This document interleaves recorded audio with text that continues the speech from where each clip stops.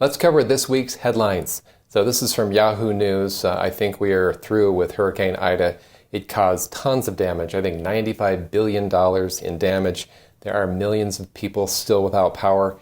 And I believe we've now reached a death toll of approximately 60 people from Hurricane Ida.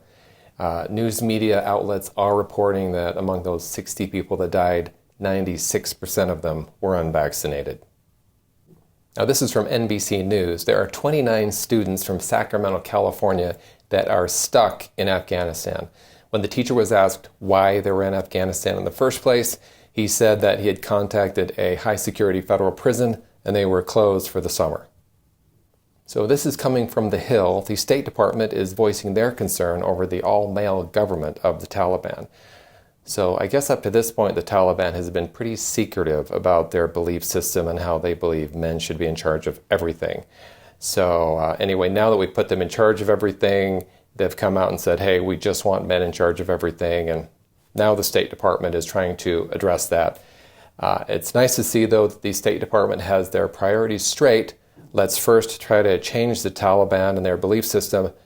And then after that, let's try to get some of those kids from Sacramento out. Joe Rogan, popular comedian and podcast host, he came out and announced that he had COVID-19. Then he used his own kind of treatment, set of supplements, and within 3 days, he said that he tested negative for COVID-19. In an interview, he described how he got better and was able to overcome COVID-19. And this is CNN's response in their way, congratulating him for being well and getting better. One of those drugs he mentioned, ivermectin, is something more often used to deworm horses. CDC says there's no evidence it works on COVID. As you can see, Anderson Cooper and CNN, they are very happy that Joe Rogan is well and healthy, and they are not at all bitter that Joe has a huge audience and fan base. Just this week, Britney Spears' father, Jamie Spears, filed a petition to end the conservatorship over Britney Spears. So this has been going on for 13 years.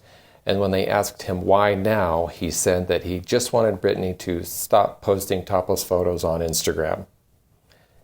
You don't need to go check. They don't really show anything from what I've heard. I haven't checked, but other people have told me, not that I've asked, just cut this out, just cut it. From ABC News, the U.S. Supreme Court refused to block a Texas abortion law from going into effect. So this Texas abortion law, SB 8, it basically outlawed abortion after 6 weeks. An emergency application went up to the U.S. Supreme Court for an injunction, and in a 5-4 decision, the Supreme Court, on procedural grounds, refused to block the law from going into effect. The opinion clearly stated that there were serious constitutional issues with the law and that they were not looking at those, so they were not overturning Roe versus Wade. So in response to that, AOC tweeted out that Roe versus Wade had been overturned. Luckily for us, Twitter has a misinformation policy for stopping falsehoods from being spread.